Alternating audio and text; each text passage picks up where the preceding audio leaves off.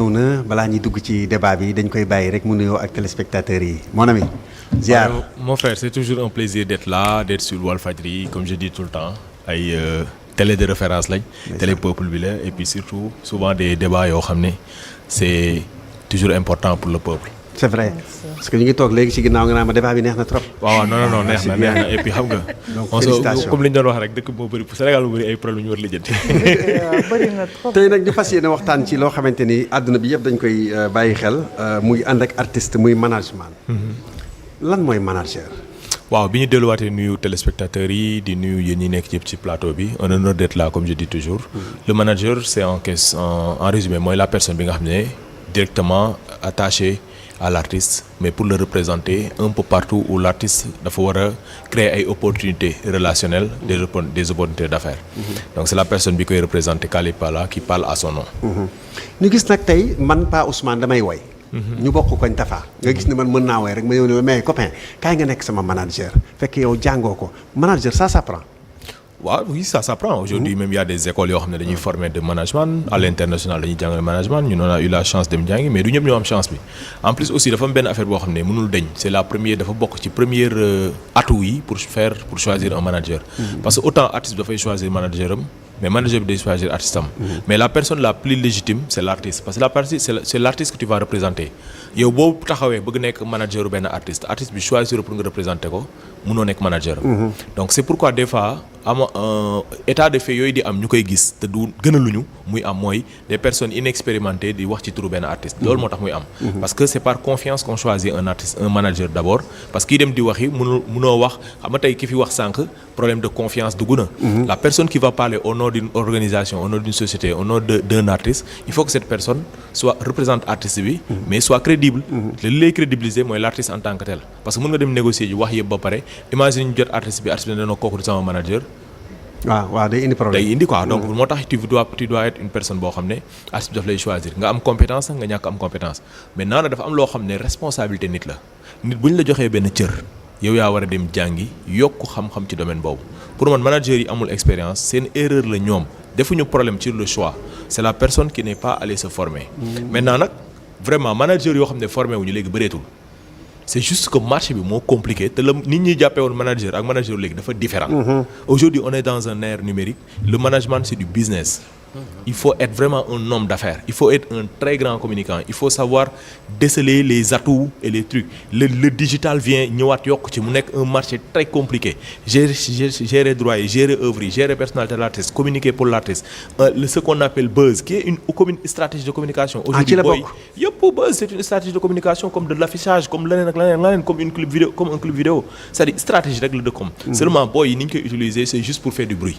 mais un bruit dafa war a am impact quand tu fais quelque chose ci buzz dafa war a am benn suite c'est cette suite moom mooy njëriñu buzz bi mais aujourd'hui ça les suffit juste ñu am benn buzz ñu tudd leen pendant un moment ñu amee leen ci médias yi nekk ci réseaux sociaux yi nekk actualité loolu moo leen ci intéressé alors que avant da nga daan créer benn buzz mais après da ngay am benn machine buy tourner ci ginnaaw qui donne vie ak buzz boobu pour créer de l'économie yi nga daan dégg ay États-Unis bi ñu nekkee xale da ngay jékki ñu ne la kii artiste bi xeex na fii génn na ak kii mais bëri na ci ay cas yoo xam ne c'est des cas fabriqués par les agences derrière mais ça crée de l'économie derrière mais fii nag du créer économie bruit rek lay créer te doy na leen ñun nag xam nga boo xawee am expérience xam affaire yi yow yooyu du nekk sa choix moo tax tu vois rarement artistes yu mag yi managers yi nga xam ne am nañu expérience seen artistes yi nekkal ñoom di dox ci ay buzz parce que ñoom xam nañ ne c'est pas le plus important mais loolu nag maturité moo koy may il faut nga dem ba xam ne li am important c'est d'être là présent mais avec une qualité artistique et une qualité managériale qui a un niveau. ok ñu gis nag yaa ngi manager artistes yu bëri fii ci Sénégal. kan ak kan ngay manager fii ci réew mi. non bu dee manager Yoro laay manager. en tant que manager Yoro ngay manager. parce que tu peux pas manager beaucoup d'artistes à la fois. ok kon gars yi manager benn artiste. mais man dama gis ay managers yoo xamante ne ay 7 artistes lañu yor dafa am ce qu'on appelle manager am agent. Quand tu es un agent c'est parce que tu as de l'expérience et tu peux gérer plusieurs choses à la fois. D'accord. Et tu gères plusieurs artistes à la fois et c'est aussi c'est un statut reconnu par la loi. tey aujourd'hui quand tu es manager d'un artiste la différence mooy tey man Yoro tey bu ma ko utaloon benn business ñu waxtaan ci bu ma Yoro delloo bañee damay da ko Yoro finalement de déggoowuñu parce que gars bi lii la ma wax mais déggoowuñu donc chaque fois tu retournes à l'artiste alors que quand tu joues un rôle d'agent auprès d'un artiste yow tu es un apporteur d'affaires boo ko joxee benn business boo leen ci déggulee bu la neexee nga ne boo beneen artiste nga def ko mais man Yoro mënu ma wax benn business benn banque woo ma ne ma promotion la ma pare déggoowuñu maanaam dama koy utal Carlo damay bàyyi business bi ñooñu dem wool seen bopp Carlo c'est ça la différence quoi quand tu es un agent quand tu es un manager tout ce qui concerne l'artiste exclusivement li muy jël ngay jël et foofu tu gagnes en pourcentage. ok alors qu'un agent tu peux être payé sur le cachet tu peux ne pas t'es pas forcément obligé nga jël kii parce que foofu business waxtaan la. alors que sur le management les textes sont déjà clairs. ñii xuloo ay 15-20% 30% yooyu yëpp ay xuloo la rek coow. yooyu les textes l'ont dit quoi c'est des standards quand tu es le manager d'un artiste pourcentage ngay gagner. Les textes yi noonu la ñu koy reconnaître. Alors que quand tu es un agent tu peux être payé sur un salaire c'est-à-dire un cachet plus important mun nañ la fay sax par exemple benn 1 million yow nga jël 800 000 jox ko artiste 200 000 nga jox ko parce que da ngay wax artiste ne ko 800 000 laa lay jox yow nga jël 200 000 tu peux le faire parce que l'agent en tant qu'agent approche commerciale bi ak manager du benn. kon daal dañ koy jàng parce que la majeure partie xam nga tamit ñi manager non aujourd'hui dañoo daal di bari trop ndax des fois mun nga gis benn marché ci ñi may gis boog dañ lay woo rek benn madame benn Fatou par exemple man ma yore ko ne ko acca Fatou demal nga tourné ji du ma fa nekk sax naan ko lii laa lay jox parce que des fois damay soxla artiste bi man ma woo ko mu ne ma sama ménagère nee na bu ma génn léegi naa xaar ba si kanam wala sama ménagère nee na naa ñëw après yow dañuy yëkkati xaalis rek jox la doo xam parce que li nga wax ni tamit c'est am na solo trop diisoo bi ngay diisoo wala yorokat wala ñu fay 2 millions wala 3 millions lii nga moom man lii laa moom man gisuma bokk la majeure partie ñu koy def bof tu sais gars yu bëri xam nga problème Sénégal aussi mooy dafa am benn tendance boo xam ne dañu yor bruit bi ba à un moment dañuy yaakaar ne ñëpp ni ñooñu lañ mel tu sais y a des groupes ici très organisés gis nga bruit bi ngeen di gis noonu sax ils sont très organisés derrière je donne juste l'exemple ay labelu ñoom Seydi Diop les gens pensent que parce que Moustapha fekkee benn waxtaan nit ñi yaakaar ne y a du désordre non y a pas de désordre le management le staff ñiy gérer liggéey bu nekk xam nañ ko même nit ñiy jël ay engagement dañ koy jël ci turu le manager muy jékki mais jékki du jël benn engagement te waxul ak producteur muy Matar Subatel xam nga ay organisation loo xam ne nit ñi dañuy yaakaar ne parce que bruit bi moo bëri moo tax mais boo yi fii la plupart sont bien organisés au sein de le studio dafa bëri nag aujourd'hui ay apporteurs d'affaires yoo xam ne dañu bëgg artiste bi fu nekk la ñuy dem lu ñu gis opportunité ñu saisir ko pour artiste bi mais bu ñu waxaalee foofu ba pare c'est pour bu ñu ñëwee rek am lu ñu ci gagné mais dañuy wax chaque jour ak manager bi wax ak produit bi ñu doo ko valider mais doo gis benn boy boo xam ne moom mooy dem jëli ji fële benn marché ñëw rek jël artiste bi yóbbu manager bi doo xam Matar doo am loolu amul te li mu mekkee noonu la mel ne ci Wally noonu la mel ne ci yeneen groupe yi mais seulement nag am na ci génération bu bëri boo xam ne c'est vrai jàng guñu management et c'est normal mais parce que ñun ñëpp biñ ciy dugg passion moo ñu ci dugal ba ci prononciation mais da ngay dem ba benn moment waaw loolu manager la ñuy wax am na ñoo xamante ni dañuy ñëw naan la naa la boole sama ménagère waaw yooyu moom sama ménagère bi dicton bi la rek xam nga ñu bëri tey Sénégal waaw waykat day ñëw naan ma Pa Ousmane de sama ménagère bi dina ñëw wax ak yow. loolu garaawul loolu diction la rek. waaw mais loolu aussi dafa baax nga koy non on dit manager c'est un mot anglais qui dit manager ça veut dire manager c'est un directeur loolu moo tax sax boo nekkee manager dans un truc tout tourne autour de toi tout le staff est derrière le manager aux côtés de l'artiste on peut pas avoir par exemple ay plusieurs managers auprès d'un artiste non loolu day indi ay confusion non loolu mënul nekk. y a tellement de day indi ay confusion day indi ay problème de par exemple je donne juste un exemple qui est simple. s'il y a 2 managers ku nekk jàpp date wala kale ay date te coordonné wuñu le problème mooy tey jii mun ngeen am un jour où vous avez les mêmes dates ou bien les heures où vous avez les mêmes trucs et loolu day indi problème fekk jël ngeen avance su jàmm na ngeen def vous allez avoir des problèmes il y a un manager qui est directement rattaché tout se concentre sur lui c'est là où il dit que ok même boo leen amee benn date waaw d'accord yow da nga am benn business boo leen ñëkk waaw mais date boobu ngeen jël on a déjà quelque chose te temps bi dafa gàtt entre ñuy pare fii war a dem foofu du ci xaj et après ngeen jéem a xool beneen solution ak le prestataire. Est-ce qu'il peut faire office de conseil? Le manager, son premier rôle, sa première responsabilité c'est le conseil. C'est pourquoi sax ñuy wax ne da nga war a bëri xam-xam ci li ngay liggéey. Parce que ki ngay conseiller boo si t'as pas d'atu. wala amoo un peu de connaissance sur tout ce qui est contrat. Comment tu peux le faire signer un contrat? boo amul ay connaissance sur la scène. bu waree dem fenn comment tu fais la fiche technique bi nga xam ne moom mooy adapté à cette scène. boo amul benn expérience sur tout ce qui est voyage comment tu vas organiser ces tournées. c'est beaucoup de choses que le manager doit connaître la comptabilité. da ngay lijjanti money da ngay def dépense da ngay fay un truc tu es presque un directeur manager bu baax. tu es un communicant da ngay def jouer rôle de communication da ngay jouer rôle de marketeur da ngay jouer rôle de comme li may de comptabilité. da ngay jouer rôle de ressources humaines da ngay jouer beaucoup de trucs yoo xam ne dafa nekk dans les entreprises et ça se concentre toi moo tax il faut nga nekk borom xam-xam. mais du jàng nag mooy forcément mooy bu nekk borom xam-xam. mais c'est-à-dire il faut nga jàngi ce que ça demande comme ay compétences. lan mooy Cora Awards dama gis du bëri yow sa ay dossiers da loolu da ciy nekk. c'est quoi les Cora Awards faisait partie des premiers grands événements de Awards. Les Awards ce sont les récompenses des meilleurs artistes. defe naa Cora Awards dans le temps c'était moom ñëpp génération bi dañ ko daan xaar. ça fait des jamono ay Youssou Ndour Salif Keita ñëpp dañ leen daan primer ils ont primé pratiquement tous les grands artistes du monde et africains ay Michael Jackson sont passés. Mandela est venu sur la scène du Cora Awards. C'était des prix des meilleurs artistes africains en Afrique et dans le monde. et Sénégal bëri woon na ñu si jaar ak des prix il y avait eu ay Baba Maal ay Pata Pata si vous vous souvenez bien. Il y a eu beaucoup de grands artistes Viviane.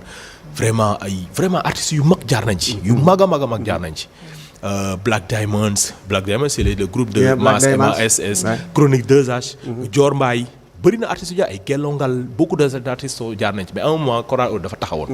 et il reprend sur 2024. si 2024 on a des artistes sénégalais yoo xam ne dañu bokk sur la dernière partie bi nga xam ne mooy consacrer les meilleurs artistes muy Viviane Baba Maal.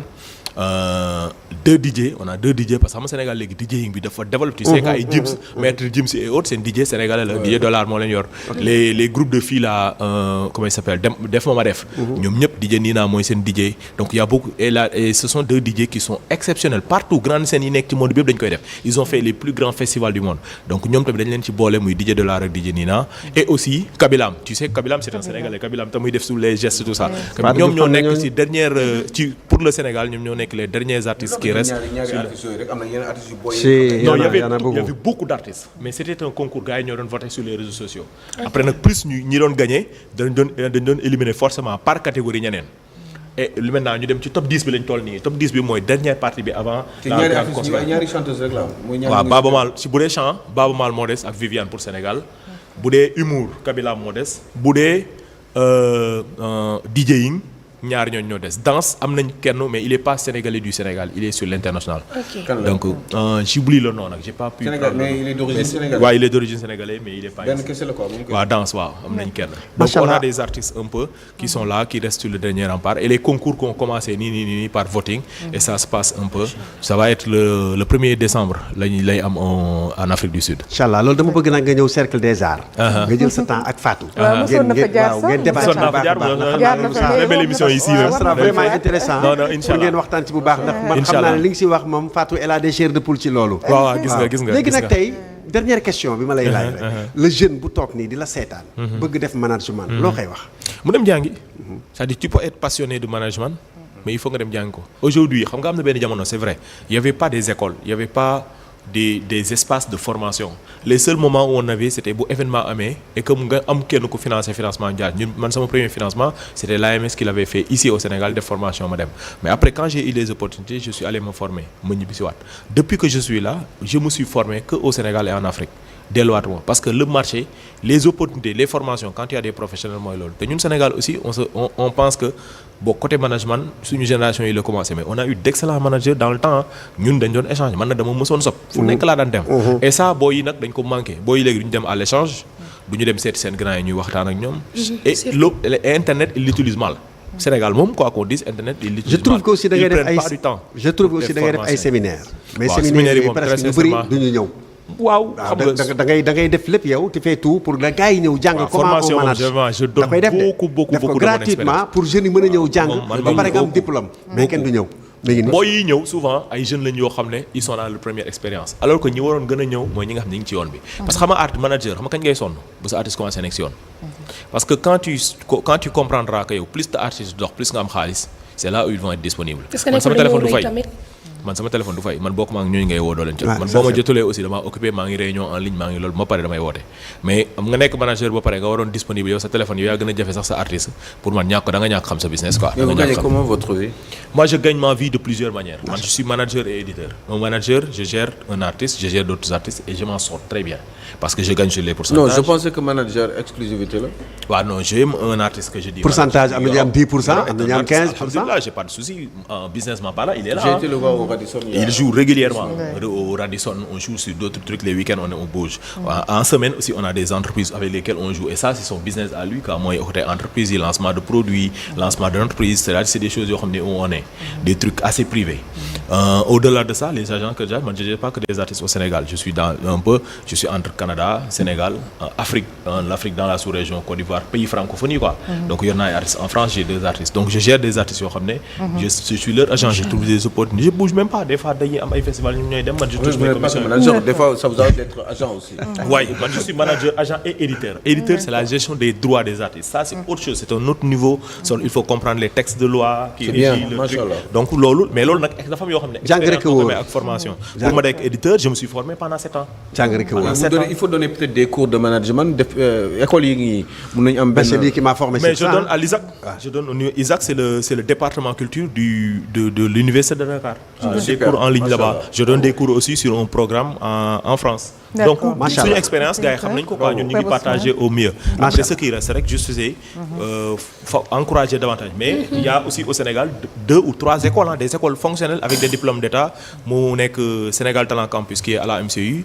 Il y en a un au niveau de qui avec j'oublie le programme, mais il y a au moins 3 ou 4 programmes. En tout cas,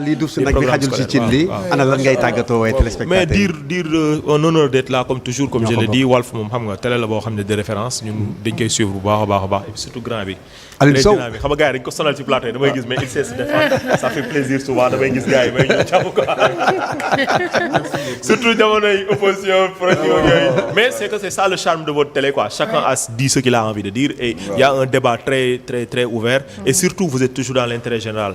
Mais ça fait plaisir un peu quand on a des télés comme ça parce que des fois aussi télé yi c'est très pervers léegi quoi dama yàlla baal dafa bëri ay débat yoo xam ne xam nga lii nekk ci ginnaaw mooy loolu quoi oui non léegi neexul ba neexul mais il y a beaucoup de choses yoo xam ne maintenant ça décourage mais à part ça vraiment on est très content d'être là yow moom tu es un frère de cœur dafa yàgg trop merci et enchanté d'être là encore à tes côtés. Merci en tout cas merci nga nuyul ma sama doom. D'accord di béggee nag téléspectateurs yëpp dem ba Paris nag fekk fa sëñ Cheikh Fall Khady Gueye ambassadeur de la paix association Cheikh Fallou Fall association Lamp Fall macha allah ñu ngi koy béggee bu baax moom Paris la ne waaye dafa yóbbu journée des tirailleurs Baye Fall yi wër Champs-Élysées di fa def ay Sam Fall loolu dafa jar di fësal dafa jar di siiwal kon nag sëñ Cheikh Fall Khady Gueye maa ngi lay ziar di la béggee bu baax Fatou Diouf Faye di la delloo kàddu gi di la wax ne nag mercredi ba mercredi